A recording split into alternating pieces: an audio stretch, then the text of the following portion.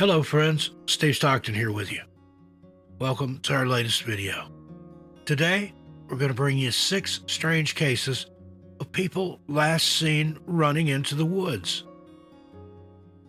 Now, the missing person epidemic not only affects just the US, but the UK and many other parts of the world. Thankfully, most missing people are discovered alive and well, but some cases remain cold and unsolved, whether that be for a few years or even decades. So take a walk with me now as we explore these 6 strange cases. Number 6, Craig Frier. Craig Frier was your average 17-year-old. He was going into his senior year at high school and was the co-captain of the school's football team. Craig had also picked up a part-time job and was looking ahead to the future, and his future was bright. There were a few colleges interested in offering Craig a scholarship for his sporting abilities, and the world was truly his oyster. Unfortunately, any chance at a bright future was taken away from him one fateful day in June 2004. His sudden disappearance would turn the lives of his family upside down, and as recently as 2021, the New York State Police are still actively investigating and chasing down new leads. Craig's parents were happy when they heard he had picked up a part-time job at the Price Chopper supermarket in Glenville, New York. Craig picked up a few shifts, which somehow he managed to fit into his busy schedule. On Sunday, June 27, 2004, Craig walked out of his home for what would be the last time. As far as his parents were concerned, he was headed to work. His mother, Veronica, had seen him carrying his uniform with him to his car. But when Veronica arrived at the supermarket where Craig worked, just a few hours after he'd left for his shift, she was shocked to find no sign of him. She was even more shocked to learn that Craig hadn't been working at the supermarket for quite some time. Whether it was shame, embarrassment, or something else that made Craig hide the fact that he got sacked, we'll never know. His parents were, of course, very upset that Craig had lied to them, and they called Craig's girlfriend to see if she knew where he was. At first, she said she had no idea, but after a second call, she caved in and admitted that he was with her. Veronica gave Craig a stern talking to, telling him that he needed to come home right away and that they needed to have a chat. A sentence that every teenager dreads hearing. Craig said goodbye to his girlfriend and left her apartment located in Scotia, New York. According to his girlfriend, she watched as he walked towards his car, but then at the last minute darted off in the opposite direction. What had scared Craig, and why had he run away from his car? Surely if he was in danger, the best thing to do would be to head to the car and drive away or go back inside. According to reports, Craig ran into the nearby woods, and this is the last confirmed sighting of him. From here, all we have are alleged sightings and a few new pieces of evidence that may finally help us piece this puzzle together. When Craig failed to return home to have a chat with his parents, they waited and waited and waited. As the hours ticked by, it eventually dawned on them that something just wasn't right. Craig was in trouble, but it wasn't like him to run away and leave without telling his parents where he was going. Some people naturally lean towards the flight side of the fight or flight feeling, but his parents knew he would have to come home at some point. But that some point never came. And by 5 p.m. that day, Veronica had picked up the phone and reported her 17-year-old son missing. It appears that the investigators weren't all too interested at first, as is the case with most missing young people. After hearing about their disagreement earlier that day, they believed that Craig just wanted time to cool off and that he would eventually come back.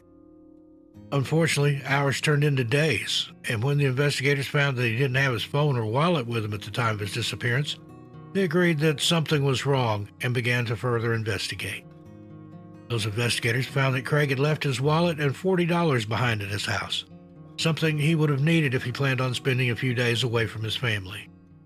His driver's license was also missing. However, his parents explained that it had been lost before his disappearance, and he was in the process of getting a new one. So, without money, ID, or driver's license, it was clear that Craig wouldn't have gotten very far. All he had was his car, but that had been left abandoned in the parking lot of his girlfriend's apartment complex. So, where was he? Investigators hit a big lead when interviewing witnesses from that day. A group of teenagers came forward to tell the police that they had seen Craig or at least someone matching his description, walking along the railroad tracks behind his girlfriend's apartment complex shortly after he was seen entering the woods. It appears that they tried to engage him in conversation, but he motioned for them to be quiet and then just kept on walking. This event stuck in their mind due to the strange behavior and the bizarre nature of the incident, and it wasn't until news of his disappearance was made public that they connected the dots. Armed with this new lead, investigators began searching up and down the railway line behind Craig's girlfriend's apartment, but no sign of him was to be found. As the days pressed on and the investigation began to heat up, officers with dog units and ground teams were sent to the area where Craig was last seen. They also sent units to the Mohawk River, wondering whether he'd gotten injured and fallen in. But all of these searches turned up nothing. It seemed as if Craig had vanished into thin air, as if he were here at one moment and then gone the next. Craig's family and friends were all administered polygraph tests, and it appears that everyone passed, although, as we know, polygraph tests are a debatable technique in and of themselves and are not admissible in court in most countries. Hundreds of hours of interviews were conducted, but nothing ever came to fruition. How could a bright, promising 17-year-old just vanish into the woods? Searches continue for Craig and have done so over the years, although they have been majorly scaled back, of course. Craig's family are still desperately seeking answers, of course, and 2 years after he disappeared, the New York State Police became involved in his case. In 2021, a new lead was discovered, and investigators hope this is the clue they need. One of Craig's co-workers at the Price Chopper supermarket told investigators that sometime between June 27th and July 2nd, 2004, he saw Craig in the passenger seat of a car traveling north on Route 50 in Glenville. According to this witness, the car stopped at the traffic lights on Sheffield Road before turning left, and that's when the witness lost sight of the car. This sighting has not been confirmed as of yet. However, it is the largest piece of information in regards to Craig's whereabouts that's turned up lately. Craig's parents have never given up and are hoping that one day they will learn the truth about what happened to their son. Craig Frier is described as a white male, red hair, brown eyes, 5 foot 11 inches tall, and weighs approximately 190 pounds. He was last seen going into the woods behind the Cambridge Manor apartment complex in Scotia, New York, on June 27, 2004. When last seen, he was wearing a white short-sleeved t-shirt, blue jeans or jean shorts, white Adidas tennis shoes with 3 black stripes, and a gold chain with a St. Christopher medallion. Craig also had all 4 of his wisdom teeth removed in April 2004 and may wear his facial hair in a goatee. Anyone with any information is asked to please contact the New York State Police at 518-630-1700. Number 5, Jeremy Alex. 28-year-old Jeremy Alex was doing well for himself. He and his girlfriend were in the process of moving in together in Northport, Maine, and he was working as a self-employed landscape gardener in Lincolnville, Maine. When not at work, Jeremy enjoyed skateboarding and playing the guitar, and he spent much of his young adult life traveling around the U.S. and had even gotten involved with the organization Greenpeace at one point. By all accounts, Jeremy seemed like a fun-loving free spirit who was great to be around. In April 2004, Jeremy turned 28 years old and was at a key point in his life. As previously mentioned, he and his girlfriend were getting ready to move in together, and they were excited to start this new chapter in their lives.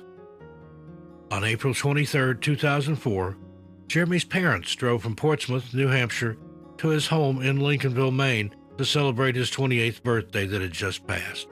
They sat down for a meal, spoke about Jeremy's upcoming move, and talked about any possible plans he had for the future.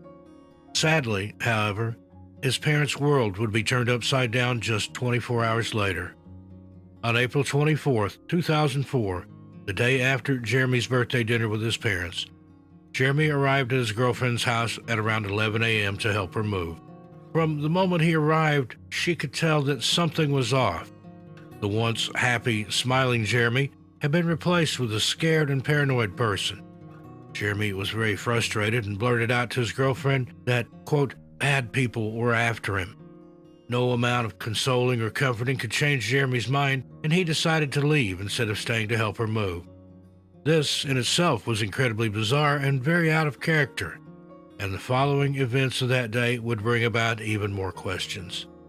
At around 5:20 p.m., a woman saw Jeremy running out of the woods and people noticed that Jeremy was clutching money in his hand. By the time the woman had gone inside to call the police, Jeremy had broken free from her husband's grip and took off running into the woods once more. Other witnesses reported seeing a man fitting Jeremy's description on Route 1, and after this, he has never been seen or heard from again. The police quickly arrived at the scene and took statements from the husband and wife duo. The next day, Jeremy's van was found abandoned near Pound Hill Road at the Waldo County Humane Society. Inside the van were his keys and phone, but sadly, no sign of Jeremy. Searches of the woods where Jeremy's car had been found were conducted, but no sign of him could be found there either. Investigators then began interviewing his girlfriend and found out that Jeremy may have fallen into old habits. Jeremy was in recovery from drug addiction, and according to his girlfriend, in recent months he had unfortunately relapsed. Jeremy's girlfriend also stated that on the day he disappeared, he had been using illicit substances and that he had been experiencing these paranoid states for a while, and that she and his friends were concerned for him. Was Jeremy's disappearance and his ramblings about the bad men substance-related psychosis, or was someone really after him? In September of 2004, a full 5 months after Jeremy disappeared, a contractor in Jackson, Maine, reported seeing a man fitting Jeremy's description, again, coming out of the woods. According to this workman, the man he saw was acting erratically and strangely, and couldn't seem to understand what was being said to him. Apparently, this kind stranger offered the man some food, but Jeremy, if it was Jeremy, refused. There was also another possible sighting in October 2004, where someone claimed to have seen Jeremy in the woods in Owl's Head, Maine. After that, Jeremy's case went cold for another 4 years, and then in April, his case took another bizarre turn. His driver's license was found to be in the possession of a couple living in Northport, Maine, the area that Jeremy was in the process of moving to with his girlfriend. According to this couple, they had begun building their house in May of 2004, and over the years, random items that belonged to Jeremy began washing up on the shore near their house. The couple held on to the driver's license and some money that washed ashore, and it wasn't until years later that they connected the dots to Jeremy's disappearance. What's even more bizarre is that their newly constructed home is connected to the woods that Jeremy was last seen running into. Did Jeremy fall off a cliff while running in the woods, or is there something more nefarious at play? His family believes that he likely met with foul play, although they did comment that he knew how to survive in the wilderness. Jeremy Alex was last seen on April 24, 2004, running into the woods in Northport, Maine. He is described as a white male with brown hair and brown eyes, stands about 5 foot 7 inches tall, and weighed approximately 150 pounds. Investigators have stated that Jeremy did indeed appear to be under the influence and confused at the time of his disappearance. Jeremy was known to smoke hand-rolled cigarettes and was last seen wearing an olive green flannel Timberland sweatshirt, blue jeans or brown corduroy pants, tennis shoes, and carrying a red backpack. Anyone with any information regarding Jeremy's disappearance is urged to please contact the Maine State Police at 207-624-7076. Number 4, Willie Hodgej. Unfortunately, there's not a lot of information surrounding the disappearance of 39-year-old Willie Hodgej in January of 2019, but here's what we do know. On January 23, 2019, Willie was last seen by his family as he was leaving his home in the 1100 block of Island Drive in Sumter County, South Carolina. According to the Charlie Project, Willie had an argument or altercation with his mother and left the house upset. This was the last time he was seen by his family. Police records indicate that later that evening, Willie was pulled over at the intersection of Pinewood Road and Columbia Circle during a traffic stop. WLTX News notes that Willie was pulled over for a traffic violation, but what the violation was has never been specified. The South Carolina arrest database does show that Willie has been arrested 5 times previously before his traffic stop in 2019, with offenses ranging from burglary, larceny, driving under suspension, to possession of narcotics and assault. These arrests may or may not be linked to his disappearance. However, It may explain what happened next. As the police pulled him over, Willie jumped out of his car and ran into the woods. Did Willie have a distrust of the police because of his previous charges, or was he scared of getting yet another charge? According to officers, they searched the immediate area for Willie, but there was no sign of him. As the days passed, his car remained abandoned, and they continued in their search for the missing man. Charles Bonner, a senior investigator with the Sumter County Sheriff's Office, told News 19 in February of 2019, "We don't want to get him in trouble because of that. I just want to talk to him and make sure he's okay because he is a missing person. I take these very seriously, so I want to make sure that he's okay." There was also another person in the car with him that night he disappeared. However, this witness has been unable to provide any further information. Willie's mother, Sadie Hodge, told News 19, "In my heart, I don't feel like he's alive anymore. It's just kind of a sense of peace that I have. In a way, it's a good thing, but I still hold out hope. I just want to know he's okay. Whether it's here, whether he's found eternal peace. I just want to know he's okay." Willie Hodgej was last seen running into the woods after being stopped by police at the intersection of Pinewood Road and Columbia Circle in Sumter County, South Carolina. Willie is described as a white male with brown hair and brown eyes, standing 5 foot 8 inches tall and weighs 140 pounds. Willie has the letters NTAB tattooed on his knuckles, Street on the back of one arm, and Dreams on the other. He also has Thug Life tattooed across his stomach, with the name Sadie over a heart and a tattoo of a woman on his calf. Anyone with any information is asked to please contact the Sumter County Sheriff's Office at 803-436-2000 or Crime Stoppers at 1-888-CRIME-SC. Number 3, Terrence Woods Jr. 26-year-old Terrence Woods Jr. was working as a TV production assistant for the UK production company Raw TV in conjunction with the Discovery Channel in 2018 and was out on location in Idaho. Unfortunately, one night while filming, Terrence ran off into the woods and hasn't been seen or heard from since. Terrence was working as part of a 12-person crew who were tasked with filming Gold Rush, Dave Turin's Lost Mine. Filming and production were going well with the crew, following Dave Turin around, seeing what he could dig up in the remote parts of the western United States. Then, on the evening of October 5th, 2018, everything changed. According to Vice, the crew had wrapped up filming for the day in Penman Mine near Oro Grande, Idaho County, when Terrence told 2 of the other crew members that he had to go and use the bathroom.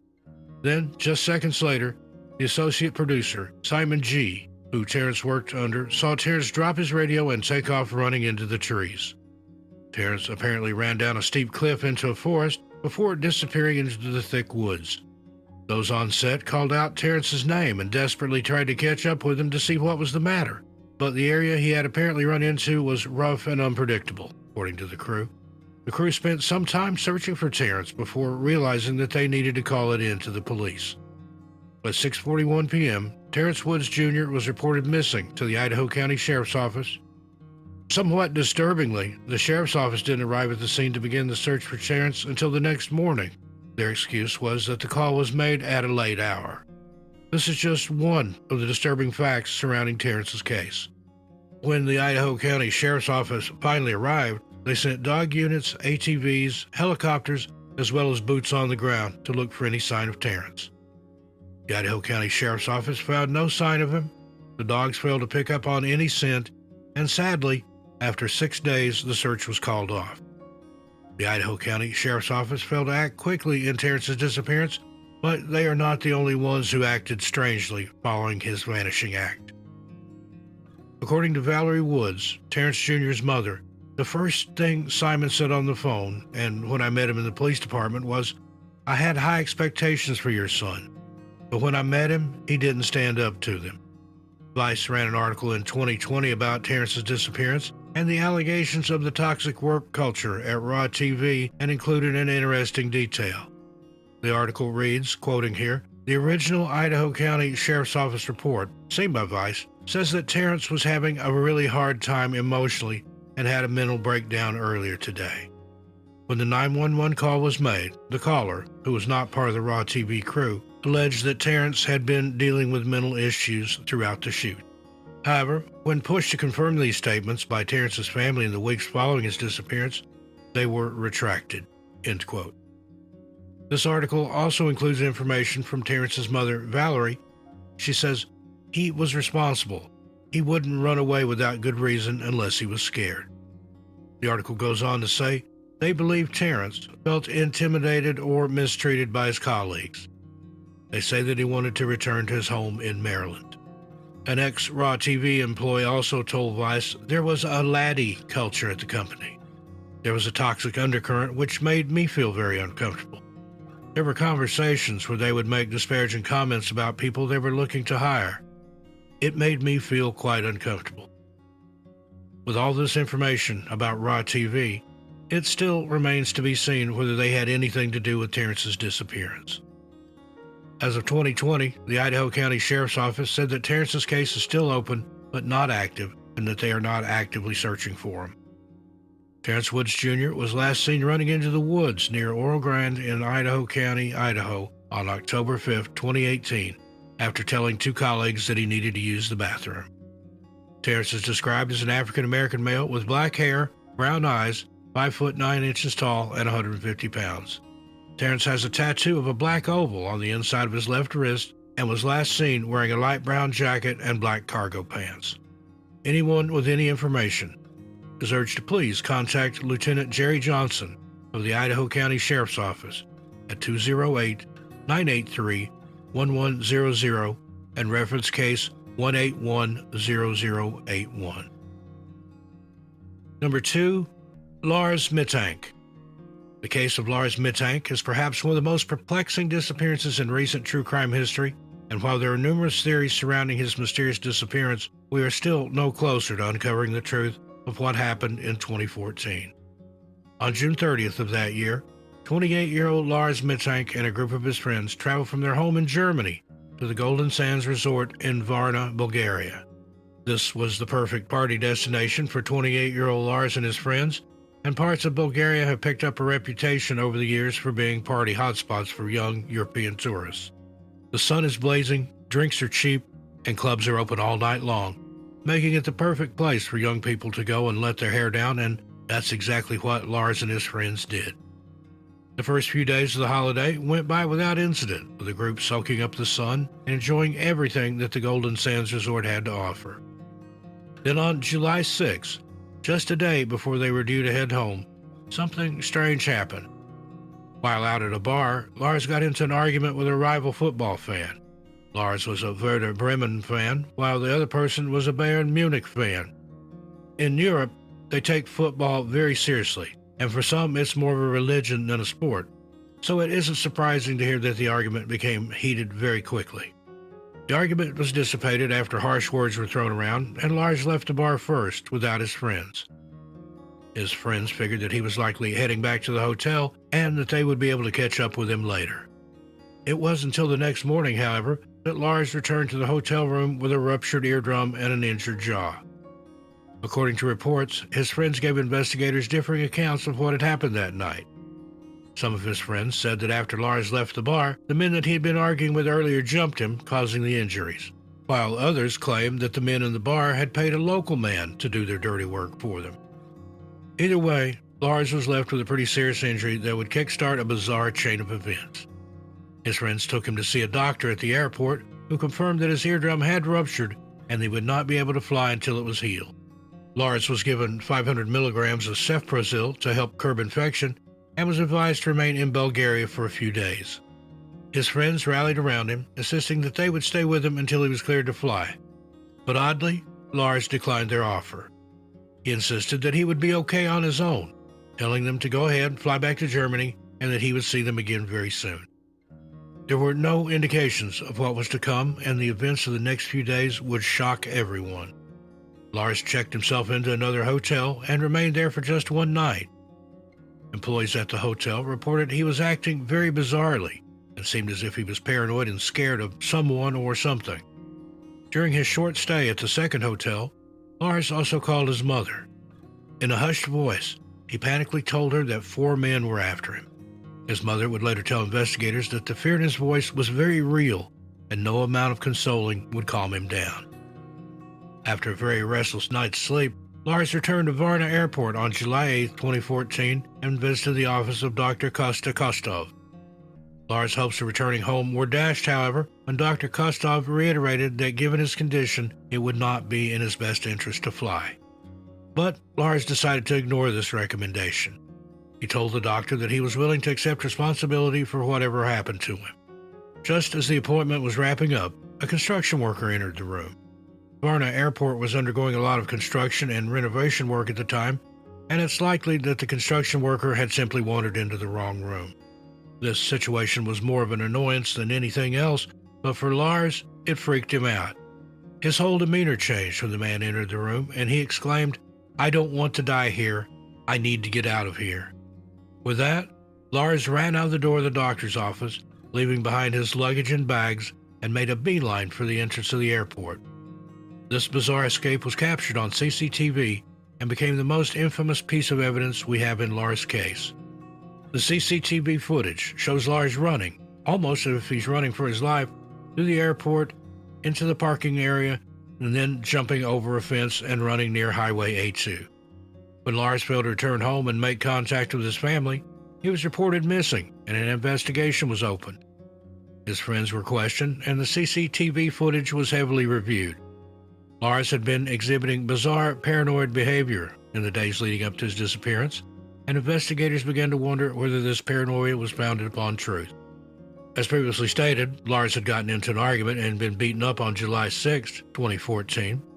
Was someone really after him? Or was it the head injury, possibly combined with the medication that he was prescribed, that induced this paranoia? The antibiotic cefprozil is known to cause hallucinations and paranoia.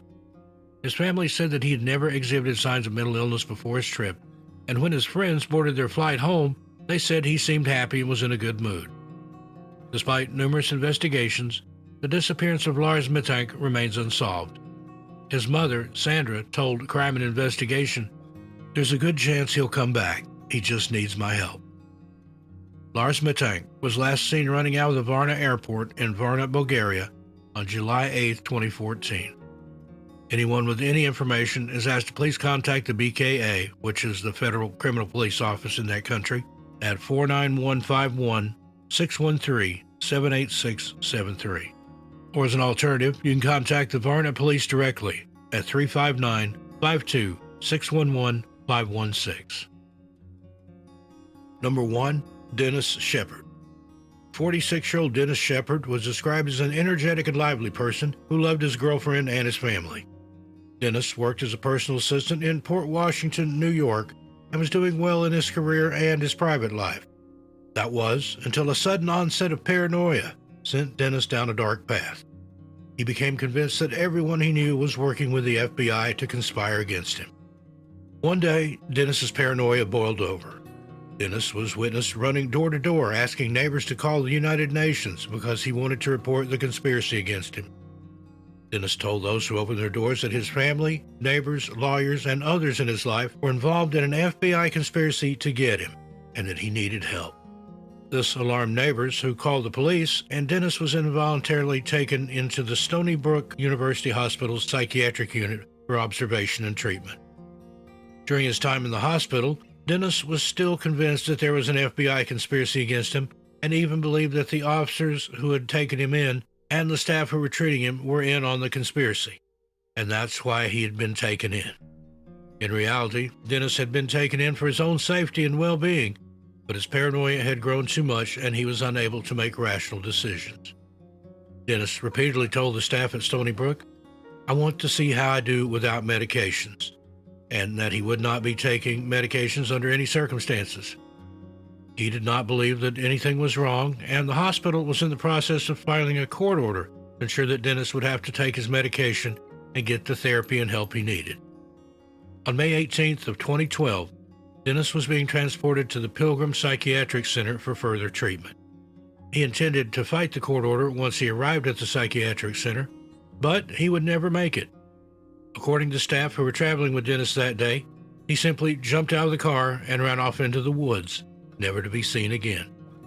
Oddly enough, his disappearance was not reported by medical staff until several hours later, and the Suffolk County Police Department were extremely hesitant to get involved. It became clear that the Suffolk County Police Department did not take Dennis's disappearance seriously, despite the fact that he had been taken into psychiatric care and his notes stated that he was suffering from delusions and possibly schizophrenia. The Suffolk police rested on the idea that Dennis had run away and was hiding from the police, although he had no real reason to do so. Disturbingly, no golden alert, which is for a missing vulnerable adult, was issued when Dennis disappeared, a fact that has greatly angered his family. These alerts have been proven to save lives and have been used in different iterations across countless states. Had a golden alert been issued, the outcome of Dennis' story may have been a lot different than the outcome I'm telling you now. The Pilgrim Psychiatric Center sits across from the Oak Brush Plains State Reserve, a sprawling park of over 813 acres. Is it possible that Dennis ran through the woods and made his way into this reserve? Since his disappearance, little progress has been made in this case, and his family has since filed a $5 million lawsuit against the Stony Brook Institution for allowing Dennis to escape. In March of 2021, a Reddit user named Always Sunny in Upstate made a post about Dennis's disappearance, and the post received an interesting comment. The commenter, who claimed to be Victoria Shepard, Dennis's sister, gave some further insight into her brother's case. She wrote, and I'm quoting here, "This is Victoria Shepard. I am his sister. The police have been of no help at all. He is still missing. His dental records and our mom and another sister's DNA is on record. They did not even alert the police until several hours after he went missing. He was a limo driver and avid bike rider, so he knows Long Island very well. He lived in Nassau County when he went missing, and we lived in Suffolk for many years. He really could be anywhere, but we know no activity on bank accounts, credit cards, or social security number, so that makes us lose hope. Hopefully, one day he will be found. His family misses him terribly, especially his mom. She's been heartbroken since the day he went missing." End quote. Dennis Shepard was last seen running into the woods near the Pilgrim Psychiatric Center in Brentwood, New York, on May 18th of 2012. Dennis is described as a white male with blonde hair and blue eyes, stands about 6 feet tall, and weighed approximately 190 pounds. Dennis may be suffering from schizophrenia, and at the time of his disappearance, he was suffering from paranoid delusions. He was last seen wearing a black t-shirt, tan pants, and tan tennis shoes. Anyone with information is asked to contact Detective Steve Gargans of the Suffolk County Police Department at 631-852-6110 and reference case number 12-309678. Well, friends, there you have it. What do you think of this half-dozen strange cases where people disappeared after running into the woods? Very strange indeed. I look forward to your comments, but please be friendly and respectful. Many times the families of these victims do watch the videos and read the comments. So please, don't comment anything you wouldn't want to read if it was your family member or loved one being discussed. In the meanwhile, be good to yourselves and each other. Stay safe out there, and I'll see you just a little farther on down the trail. I'm Steve Stockton, and I'll talk to you next time.